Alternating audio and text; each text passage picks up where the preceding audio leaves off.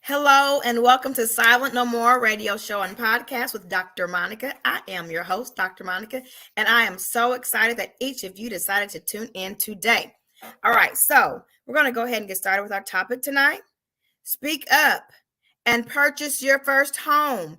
We have a wonderful real estate agent who's been in the business for quite some time, who's going to tell you all about the process for purchasing your first home. And I thought this topic was needful because I'm all about creating generational wealth for your family, for your children, for your grandchildren. I talk about my grandkids all the time. I don't even have them, but I'm already planning for them because I want them to also experience life without lack. And so the best way to do that is to invest in real estate. And so we have a veteran real estate agent in the Kentuckiana area who will be more than happy to help you to pursue your goals on purchasing your first home or purchasing another home, an investment property, commercial property, or whatever.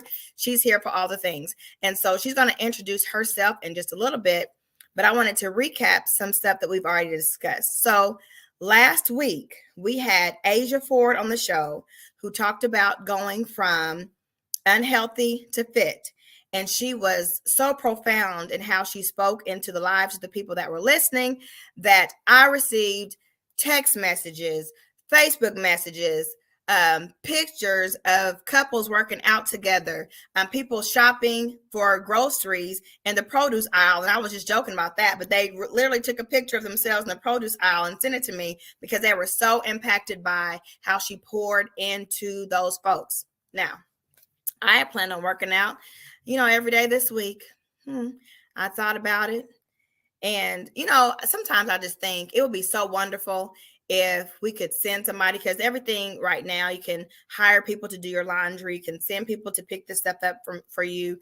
It'll be nice if you could pay somebody to go to the gym and work out, but you get the calorie deficit. Wouldn't that be nice? Or if it, your metabolism grew because somebody else worked out for you. I wish it was that easy because I didn't go to the gym this week. I didn't. I'm going to be honest. And I didn't even drink my juice after Saturday. So I'm going to do better. Every day is a new day. And so I'm going to make sure that I am my best self moving forward after eating my beef and cheddar sandwich from Arby's earlier and my cheese sticks. I'm so ashamed. So ashamed. Asia, don't judge me. If you're watching, if you're listening, don't judge me. I'm going to do better tomorrow. Anyway, so let me tell y'all about what happened today. First of all, I woke up this morning with my mind set on Jesus. Y'all remember that song? Okay, but anyway, I digress. So I woke up and I remembered that I had to write and submit a chapter for this anthology that's coming out in March. So my first book was released a few months ago. My second book will be released in March.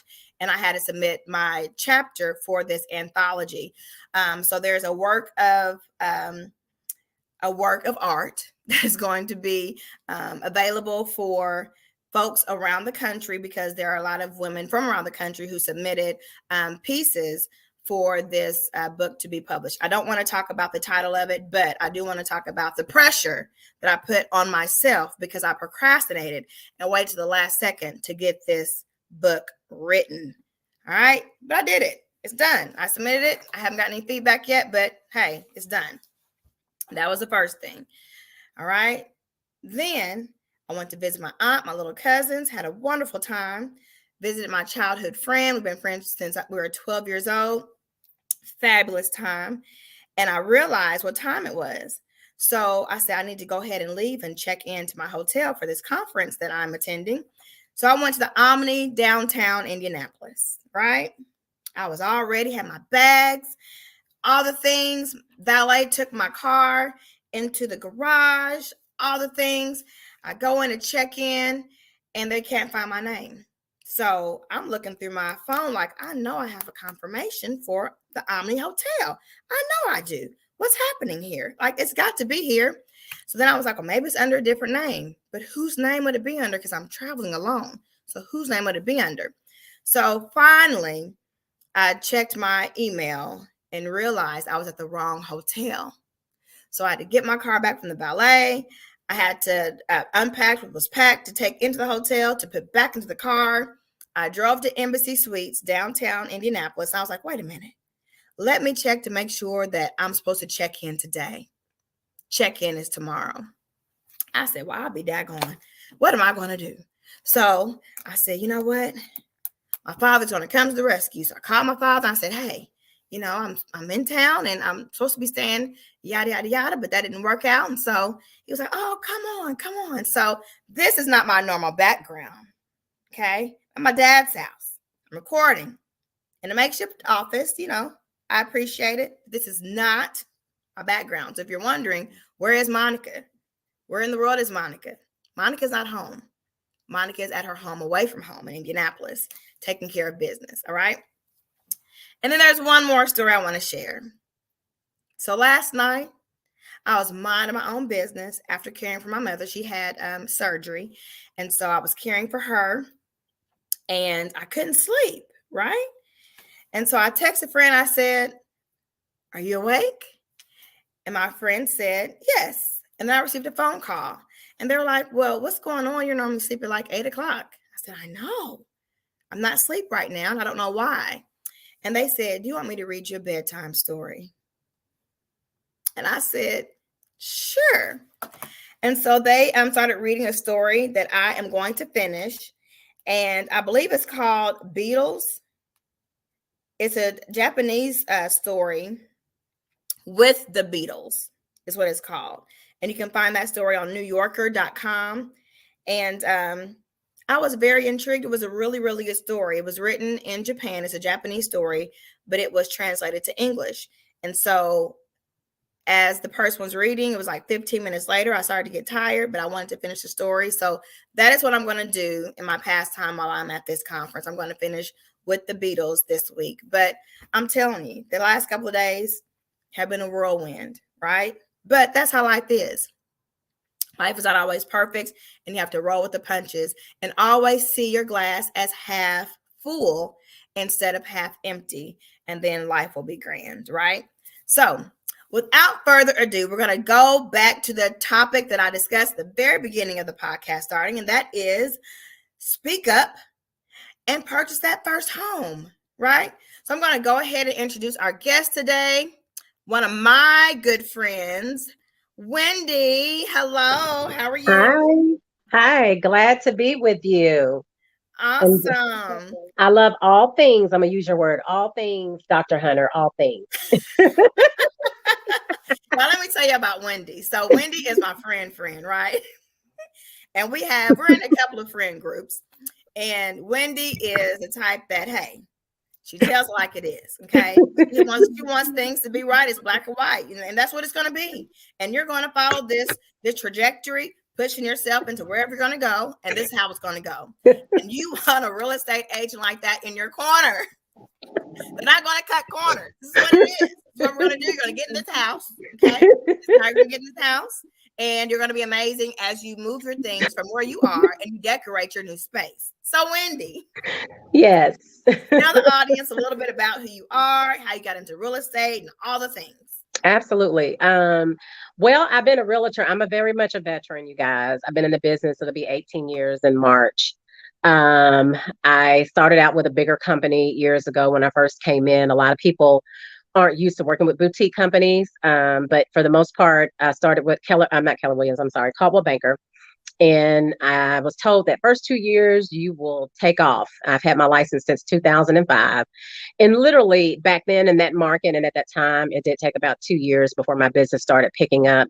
Wasn't as fortunate as most folks that have, a huge family in here in Louisville, Kentucky. Most of my family is in Birmingham, Alabama, and further south, and some up north, but primarily that is where my family resides, my extended family. So it was definitely building business and relationships. And over time and building relationships with lenders, that's very important as well.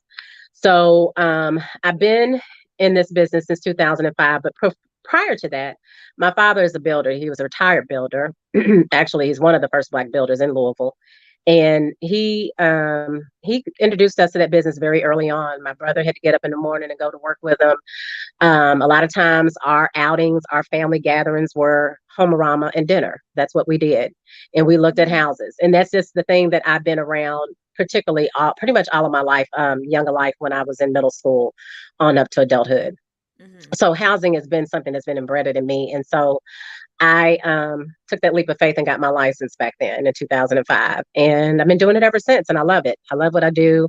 I love working with customers. I love working with not just your buyers, but I also do a lot. I dibble and also in the commercial side of business. So I like all things real estate. Yeah. Yeah. My question is, how is it different? Because you talked about in the beginning how it took a couple of years for you to really get your feet wet in Hmm. real estate business. How is it different now with social media? Because I'm Oh thinking my about my gosh. friends who've gotten into the business the last few years, and it's just like word of mouth is big, no matter It's what business huge. you're in. It You have is. someone that's constantly speaking on your behalf, even if it's you posting, um, the sales that you have. What's the difference between that and the old time, how it was back in the day whenever you were Yeah. marketing and Like things?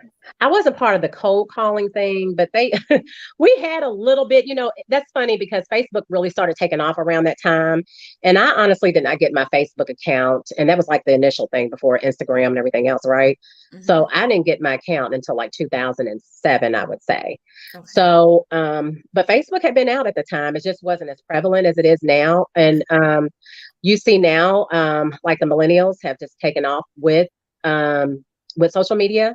Back then, it was definitely word of mouth. Sometimes it was street work, literally just getting out and working with a lender and going door to door. That's No the stuff that mercy. I used to do. And sometimes the old way is not as all it's still the best way to Yeah. continue to build your business, your book of business. But I will say that building relationships, networking, going to social events Yeah. and connecting with others and just staying in contact with some of those people has helped. And that's how it was back then. However, now social media definitely is a huge presence. It makes a huge difference in your business. You have to have it. Yeah. Um, I'm just now trying to get to that place where I'm not unfamiliar with being on video on camera. And I'm finally kind of coming past that fear of that. But Hmm. some of us are in it, and some of us still know that's something that we have to do in order to continue to build our business and grow. Absolutely. Absolutely. Whenever you're talking, you said door to door. It reminded me when I was in ministry and we were Right, selling right. Jesus, honey. We were going door to door selling Jesus. But something, I know, right? but something else we did was mailers. Yes, that's So you another can thing. get We like did that too. certain zip codes, and you have your Hmm. postcards, and you just drop them off at the post office, and they send those mailers Yes. out to those demographics that you're searching for. So I'm thinking that might be something that might be good to do even now. Oh yeah, and it is. We call it farming, and we do the zip codes. We call it farming, and we farm a certain area and send out our postcards. Actually, that's still a great way to still get your name out there and to Yeah. advertise for yourself. And it's funny you mentioned that door to door because technically we weren't supposed to be knocking on doors. We would Hmm. that technically put a flyer in the door because we really couldn't Okay. go in and actually knock. Now they do have people that have actually knocked on someone's door and said, "Hey, do you want to sell your house?" Because our inventory has been still pretty low. It's not like it used to be. We're still nowhere where we need to be in inventory. And some folks will still go to door to door. If they see a house that's been, a lot of times you'd be surprised. People are willing to go ahead and sell their house for top dollar, even if they're not in the market to sell. It happens. It doesn't happen often, but it Yeah. happens. Yeah, I have a property in Indianapolis, and I just purchased it maybe a year ago from today. Hmm. I think around this time a year ago. But anyway, I've gotten so many text messages and calls about that Yes. property. I know the area is gentrifying, and I so people know and they want to get it. And I've actually been offered double what I paid for it. Oh Um, wow, that's mhm. good. That's awesome. But I know if they're willing to pay double, Yeah, hold I'll on to that. wait. Hold on just a little while longer. Hold Hold on on just just a a little little while while longer. longer. The change is coming. The Yes, change is yes. coming. All right. So, can you tell the audience what is the role of a real estate agent? Oh goodness, there's so many hats that you wear as a real estate agent, but primarily if you look at just some of the your typical everyday role, you connect with buyers, you actually you introduce yourself as this not just being the realtor, but what you bring to the table as a realtor. You let them know that you do market analysis on some of the homes that they might want to preview, just making sure that the prices is compatible for what they have listed on the market. We do everything from taking photos, we do walkthroughs with our sellers, and also give tips and things that we talk about as far as staging and decluttering and things like that. Those Mhm. things are really really important when it comes to selling your home, and people don't know how much. Some people don't want to take out the time, but if they do some of the smaller things, it's a bigger reward at the end. Um, Ideally, when you look at we also help to advertise, especially through social media. We definitely do Mhm. that. We do a lot of that. We draft up certain documents that they would have to sign. And we also work really closely with making sure that, not only for the neighborhood, but they're getting top dollar for their home. We have to work with everything down to working with the lenders, to the appraisers, as well as your home inspections. That's a real big one. We're responsible for that. And then not only just negotiating the deal, but working with negotiating the repairs that need to be done to the home. Mhm. And those things are important. And as far as and that's from a seller's perspective as well as a buyer's perspective. We also, outside of that, some of us hire professional photographers. I think a professional photographer is very important when you're listing your house, Mhm. because it gives it the best presentation, that you can give it. And it's really a good way for marketing, but also building relationships with other realtors and is important as well, because you can let them know about your listing, let them know what you have. I think from a buyer's perspective, you really have to know people, and you have to know what they're really looking towards and what their goals are, and Mhm. setting them down, and finding out what that looks like for them. Because sometimes they may have one realistic expectation, and you might have to bring them down just a little bit on what Mhm. that expectation may be based off their budget. So those things are important. When it comes to finding that realtor that's going to work with you. You don't want anybody, I hear people say, oh, they keep showing me their listings, or they keep showing me this one particular house, and it may be out of their budget, but you want to keep people where they're comfortable, because you don't want Yeah. anybody to be in the house for. And you want them to be able to trust you, right? And you want to be able to continue to build that relationship. So when you're taking them out, you really want to know that, hey, I want to stick within your budget if you feel like you're comfortable in this space, and you feel like you might want to go higher. Because once they see that what's in their budget, maybe that might not be what they're looking for. It may be that they might have to go $10,000 more higher. It just depends on what they're able to afford.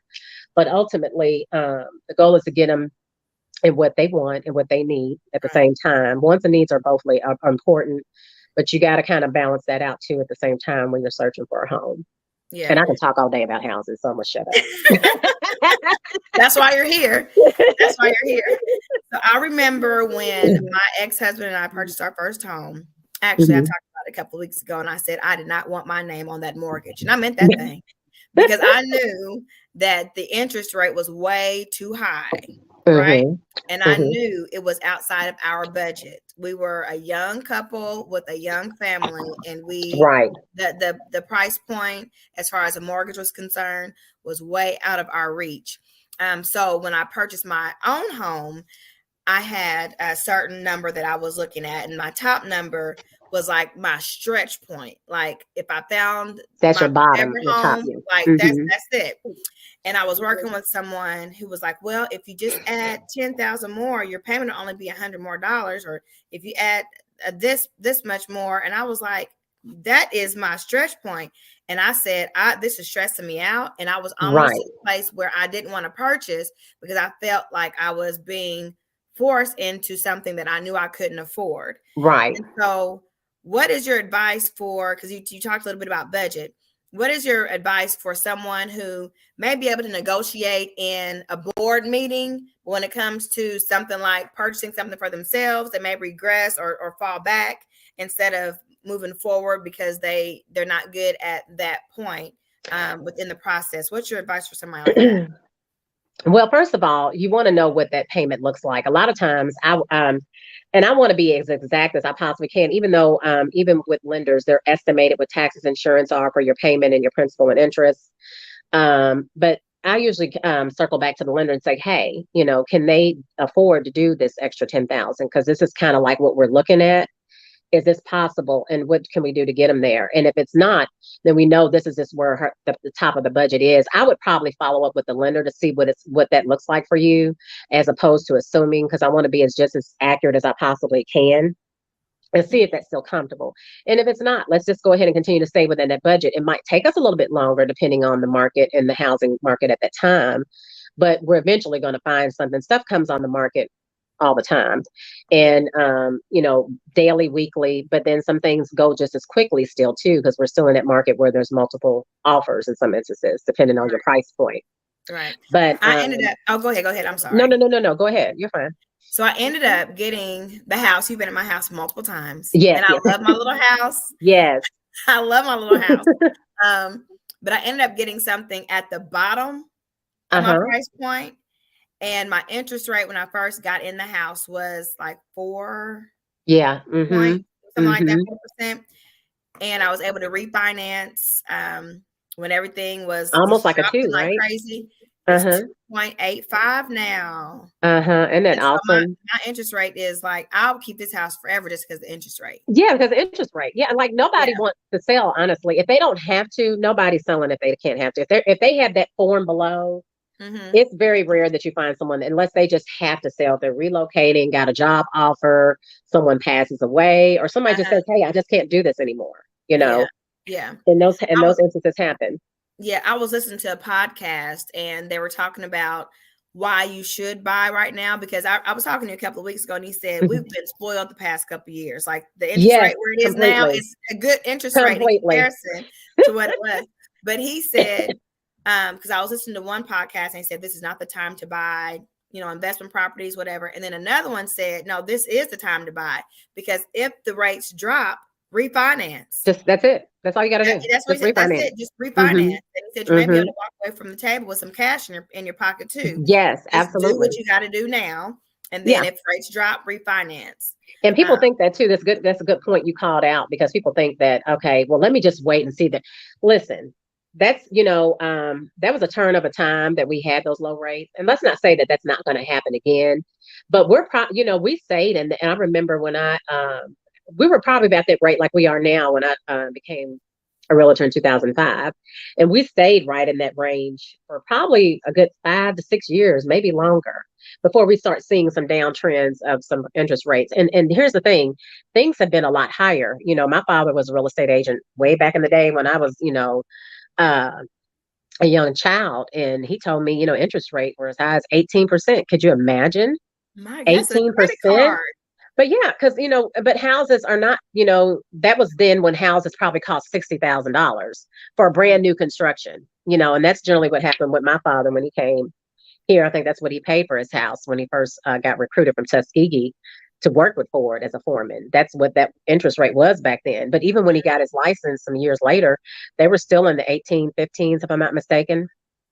And I could be wrong, but I think that's around the range he was in interest rates. And that was crazy. But then you got to think about what balances out for the price that you're paying for the Yeah, home as opposed to what it looks like now.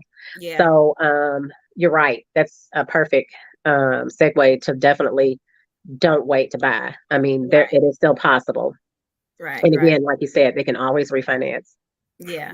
So the purpose of this show is to give some tips to first-time home buyers. So I can talk about what we should do as investors and all the things moving forward. But can you talk about the process for a first-time home buyer so they can get an understanding? Because I do know Hmm. for me personally, I was afraid to leap because I didn't know what the process was. I was afraid that I would be rejected. My credit Hmm. score would be too low. I wouldn't have enough down payment. But there are a lot of avenues that can help people get into homes and support them throughout the process. So, can you walk through what that Sure. looks like for our first time home buyers? There are several programs out there outside of what realtors that we do with first time home buyer seminars, which we do that anyway. But one second, Monica, I just want to make sure. I think I had a connection issue. My Okay. apologies. 1 second. Okay. So while she steps away, um, I do want to let you all know that there are programs. If you live in the Louisville, Kentucky area, there's a program called Louisville Cares or CARES Act that may help with affordable housing. And a part of that process is to make sure that folks who are in, I believe it's called the 30%, 50%, or 80% range as far as the median income is Hmm. concerned, they get a certain amount for their down payment assistance, which is separate from a different down. I think it's like a $5,000 or $10,000 assistance. I Yes. mean, that can be super substantial. So if you're in the Louisville, Kentucky, Anna area, look for Louisville Cares, and you'll be able to connect with those folks. I don't want to throw anybody's name out there because they didn't give me permission to, but I can throw out the organization, and they can get you connected with people who are now redeveloping houses and multifamily units all over Louisville, Kentucky, not just the West End, not just the South End, Mm-hmm. but also the East End, J-Town, all over Louisville, Kentucky. And you can utilize this program to purchase your own home if you're a first-time home buyer. It's called the Yeah. Affordable Housing Louisville Cares program. But anyway, Yes. I Thank think you you're for ready. plugging that in. Thank you. That I was going think to be you're another ready. thing I was going to share. I'm sorry, I And take some of your thunder. that's okay. That's okay. No, I'm glad you did. We also have we have other programs such as the Urban League for first time home buyer programs. There's home partnerships that program that they have. And there's also and Louisville Metro also has down payment assistance that can be anywhere from ten to up to $30,000, just depending on the qualifications that they qualify for and their medium income and their ratio of persons in the home. So those are some great programs to get a hold of, as well as banks. Some banks have down payment assistance as well, Oh, wow, I didn't know anywhere up that. to $5,000 to $10,000. I just had a client reach out to me, a buyer, saying that PNC was offering $10,000. You know, and that she would qualify for that. And I said, well, I spoke of other banks. There's several of them out there, but Republic Bank. Don't be shy away from excuse me, credit unions, because credit unions also have good rates, and Mhm. they offer incentives as well. So that's a plus to consider depending on which lender you decide to go with. But you can always start there because they're really good at helping people that might be credit challenged and helping Okay. them get their credit cleaned up and get them in the position to where they can be in the position to purchase. And then there's some lenders that are like, hey, you don't have to do all that. Just send them over to me and I'll get them taken care of. It just depends on who you actually connect with. There's always one way to skin a cat, so to speak. But Hmm. I know you're going to get a lot of education with Home Partnership, as well as with Urban League and through the Louisville Metro program as well. Okay. Um, can you tell us, you mentioned credit, Uh-huh. and that sometimes causes analysis paralysis. So For a I lot don't, of people. yeah, I just had Alexa and Zach Ferguson on the show a couple of weeks ago. Uh-huh. And Alexa, her fiance, encouraged her to purchase a home because Mm-hmm. he had listened to a podcast and he said before the guy on the podcast said before you purchase your home together, purchase the home separately so you can have that residual income, and then when Right. you get married, purchase a house together. But she was afraid to even check her credit score because, Yeah. and she was like, I can't do this because I don't know what my credit score is. I don't want to know what my credit score is. I just want to just leave this all alone. Analysis paralysis. So what Oh is my the goodness. base credit score that home buyers can have to get finance, and how does that impact their interest rate? Well, it does, and I'm not from a lender perspective, 'cause I'm not a lender, but I will Okay. say that if your credit score, like there's a medium credit score, usually it used to be 620, and I think that has changed for some lenders because some lenders take as low as 620. So all lenders are not the same. Some will Okay. take as low as 620. Some I've heard is 580. I haven't heard that most recently, but there have been some. But when you have a higher credit score, medium credit score, because you have your TransUnion, Equifax, and Experian, and the mortgage company goes by that medium score. So when you go by that score, depending on if it's 650 or 640 and up, the higher your score, the better of an interest rate they can get you in. But how that calculation works, I've Oh never yeah. done that, but figuratively.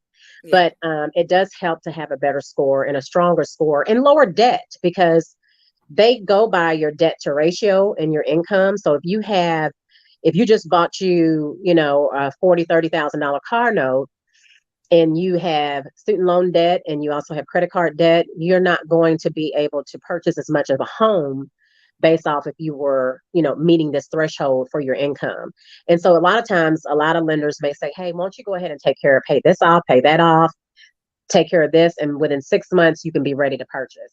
And a lot of times they kind of put you on I call it almost like a diet plan, just to try Hmm. to get you your debt managed enough to where you can be in a position to buy, because then you're seeing yourself like, oh, I don't like this price point I'm at. I want to be able to qualify for more. And then you'll find yourself going ahead and taking another strategy and maybe paying off some things, or maybe wait until your tax returns. Because we're coming up on that season now where people want Yeah. to use their tax returns. This is a great opportunity if you know that you're going to get a lump sum and you have that debt and you're ready to purchase, pay down some of that debt.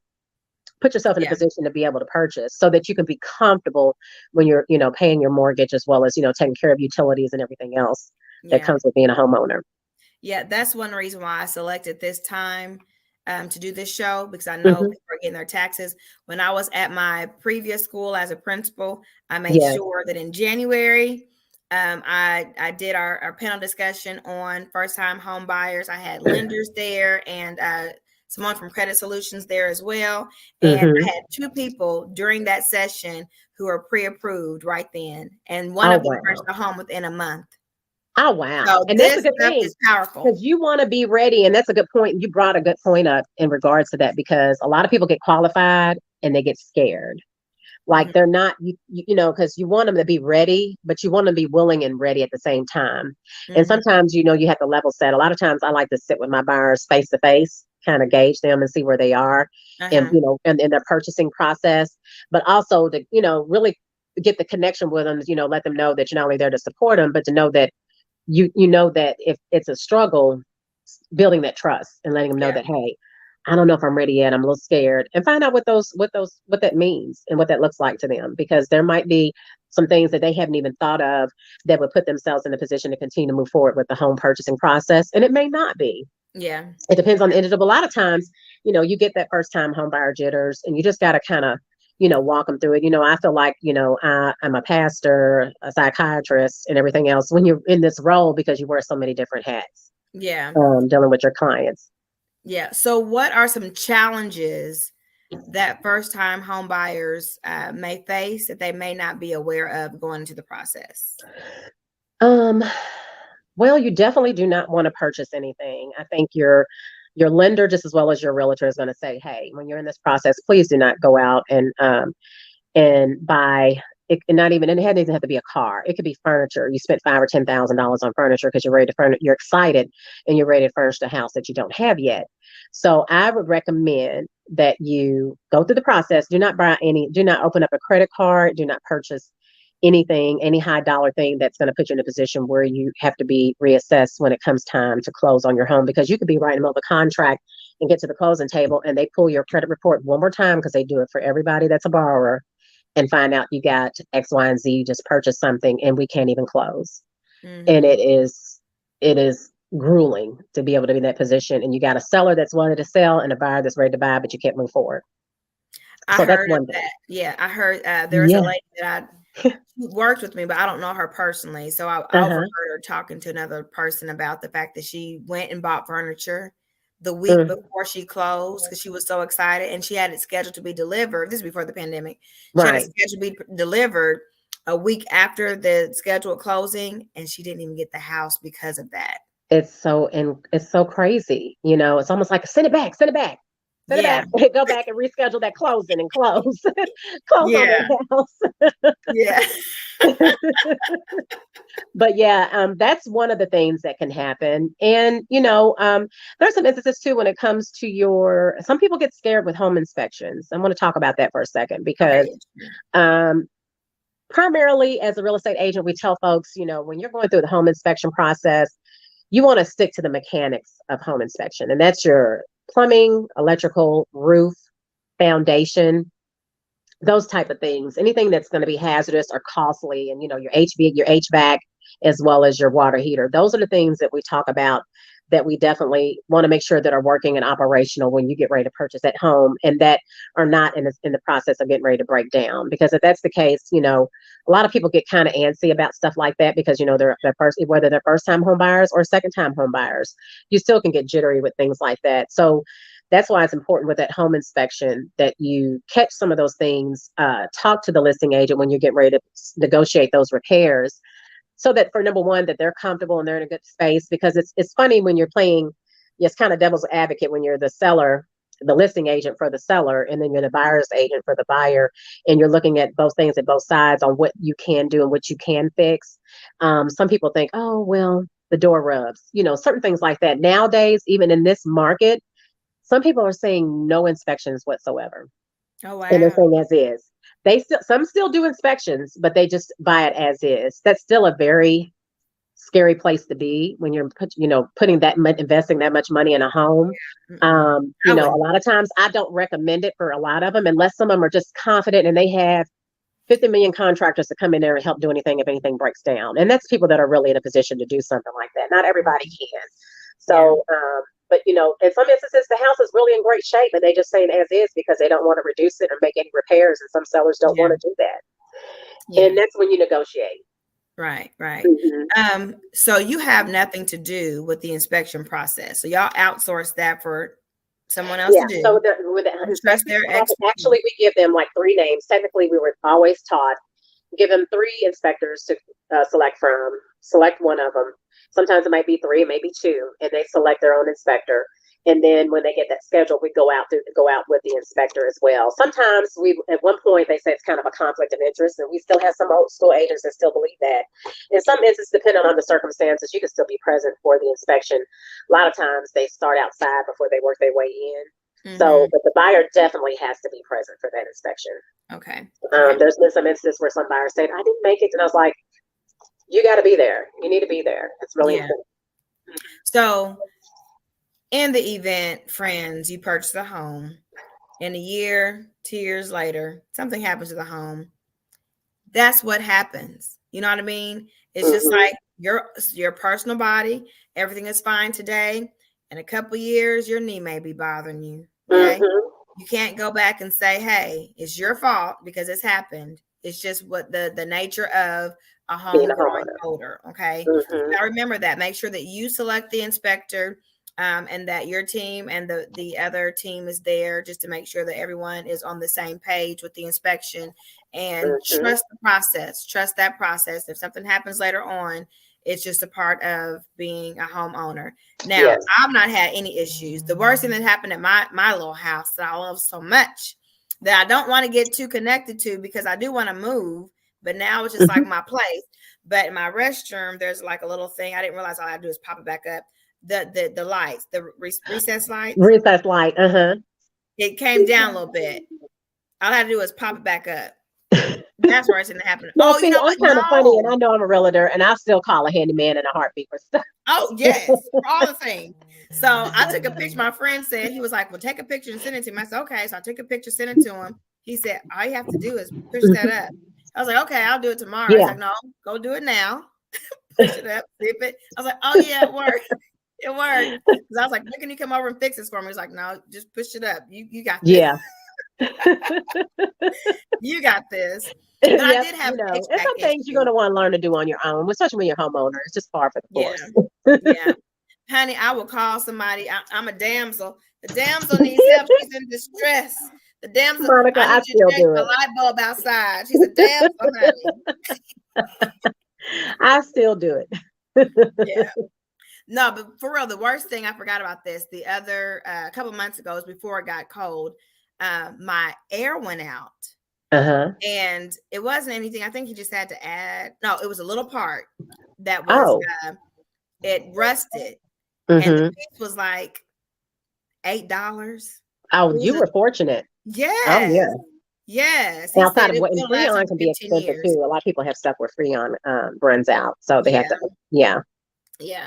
But anywho, the next question is, when they get to the table, can you talk to them about like closings? I know you're not a lender or anything, but what that looks like. So they have the 580 or 620 or 640, whatever. They're pre-approved. They selected a home. They have the inspection. I know we didn't talk about this, but they little down $500 down, whatever that is. Yeah, the earnest money deposit. Earnest money deposit. They've done those things. Now they're at the table. This is the big one, Elizabeth. They're about to sign their life away. Right. To generational wealth. What is that? That's where it begins. Like? Well, generally you get a closing date, and when you get that closing date, your lender should have already talked to you about what you need to bring to the table, and we also get a copy of the HUD statement, and that HUD statement actually breaks down your proceeds as the buyer and proceeds as the seller, and it breaks down those fees. And we go over those fees line by line, in most cases if there's questions, but a lot of times we have to go back over, and we do that with our buyers as well, or with the sellers. It depends on which side of the table you're on. And we make sure those fees align to what they agreed to and what they said that they pay for, and vice versa. And when we get there, generally the lender will tell them exactly what they need to bring with that check. If they have to come with a check, they break that down to them, and they have to usually get a cashier's check. That's generally how that works. and get ready for the come to the closing table. You got a lot of lenders that have some great, not lenders, I'm sorry, some there's a lot of our title companies out there that really work really well with our buyers as well as our sellers. So they usually communicate with them just as well in advance. And they also communicate with us too, just to make sure that there's certain fees have been taken into account and administrative fees and things like that. And so everybody has pretty much connected at that point. And now you're just at the place where you're just getting ready to sign the dotted line, whether you're selling or whether you're buying. And the closing attorney will definitely go through each and every item as it comes through, as they're going through those documents. But generally, that's the happy time. Yeah. As long as there's no hiccups. No hiccups. Yes, it's almost key time. It's almost key time. Yes, absolutely. I've heard some people, and I didn't have this experience. Mm-hmm. Now, we did with my first home, but of course, I was not a part of that process. But how do people purchase homes with no money down? How does that work? Is it few and far between? Situations that are few and far between? I have not seen that. I have not personally worked with that. I know they've talked about that, no money down, but I would assume if it is no money down, it's definitely probably a higher interest rate at some point. Something has to give.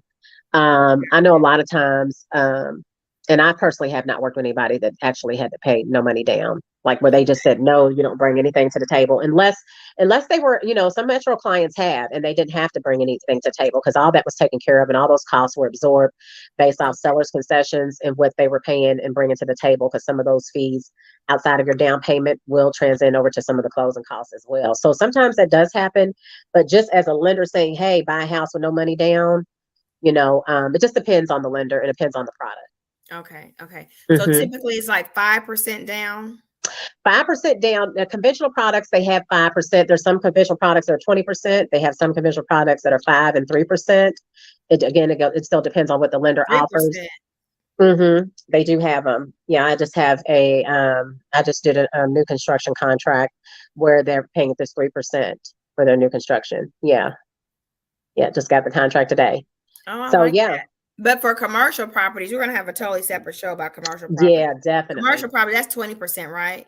A lot of times it's 20%. A lot of times it's 20%. And even when you're buying a home for a rental, they consider that commercial property just as well, whether you're using it for a rental property, that's considered a personal commercial loan as well. So generally it's 20% rule of thumb.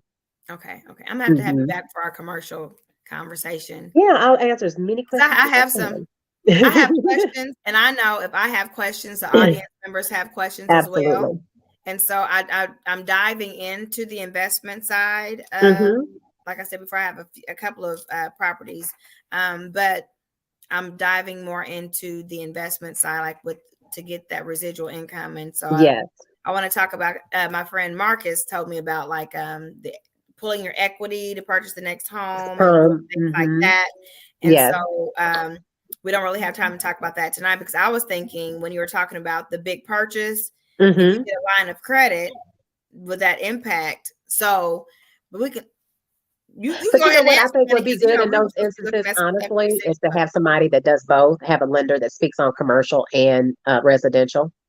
I think that would be a good insights to break things down for them, because I think that actually just gives them a lot of things what they can aspire to do and what they think and they can't do right now. But and not saying that we can't speak on it, but I think having their hands on it all the time, I think that would actually give your audience more insights on what they need. Okay. And me, and you listen, too. Yes, listen, people.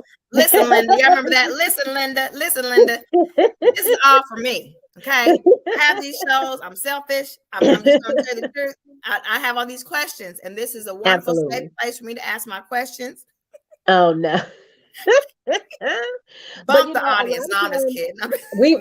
we still have some of the general basics of some of the products, but just to get down to the nitty and gritty of it all, I think it helps to kind of know how you want to navigate and what your direction is going to be, your course of direction, especially when it comes to your investment side. Yeah.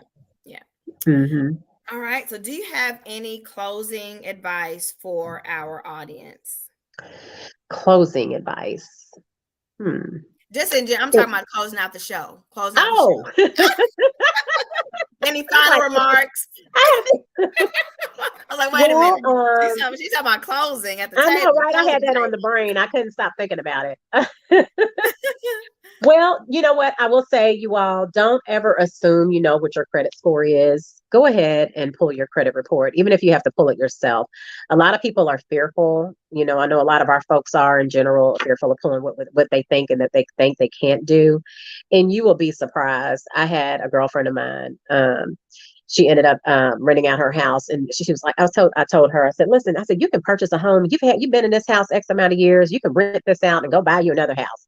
And sure enough, she did. And she was just so elated and still elated to this day that she did that because she had been in her home for quite some time. Mm-hmm. And, and this is a great time to do it when you're young, because when you're young, you can do a lot of things. Don't wait until, if you don't have to wait, don't wait till you get in your 30s. Some people I really feel like we need to empower our youth now to purchase early on, because it just sets them up for success later on in the years to come. And, they said the average person purchases that are in a position to purchase at least 3 times out of their lifetime. So that's something to think about. Okay. Well, Wendy, how can those that are in Kentucky or Kentuckiana get in touch with you for your real estate expertise and leadership? Yes, absolutely. I'm with Diamond Key Realtors, and they can reach me also via cell phone, 502-494-9556. And also they can reach me through email as well. But I'm also on all social media platforms, Twitter, Instagram, and it's under Wendy Harris, actually, and Facebook. Okay, what's your email address? It's and that's my initials. I don't have Diamond Key Realtors as my email. I should, but I don't. I've That's had fine. it for so long. I had the hardest time trying to part with it, and I just haven't. I just had it for so many years. That's where the old school thing comes in. But it's my initials. It's Wendy Nicole Harris 1223 at gmail.com. Okay, so WNH. 1223 at Okay. gmail.com. All right. Well, y'all Yes, heard it ma'am. here. Listen, friends, y'all have got to go out there, step out on faith, find out what your credit score is, Yes, find your definitely. home, get in that space, teach your children about home ownership, and start this generational wealth, because you're worth it, and your children are worth it, and your Yes, children's children are worth it. We've got to change our conversation from wanting Gucci and Louis Vuitton and Louboutins and all the things that I like. But hey, I would rather invest and find something that appreciates in value instead of looking rich, not having anything in my pocket. Okay. bingo.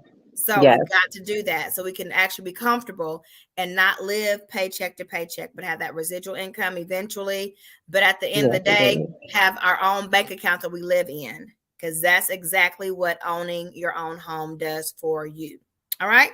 So I Yes, thank you all for your thank time. you. If you want to connect with me, you can go to my website, www.drmonicahunter. That's DR, not DOCTOR, DR, drmonicahunter.com. You can also reach me at drmonicahunter at gmail.com. I'm on Instagram, Facebook, Twitter, all the things. And I've not talked about this for the last couple of weeks, but I have my book, Daughter in the Shadows. Yeah. Is available on Amazon.com, BarnesNoble.com, or you can go to my website, click on the link that says book, and purchase it that way. And I'll be more than happy to get you that product. You will not be disappointed. Okay. So I want y'all to have a wonderful rest of your weekend. I want you to go be great. And like I always say, love on each other, because you are worth it. Thank Have you, a good Dr. Hunter, one. for having me. You're Thank you. welcome.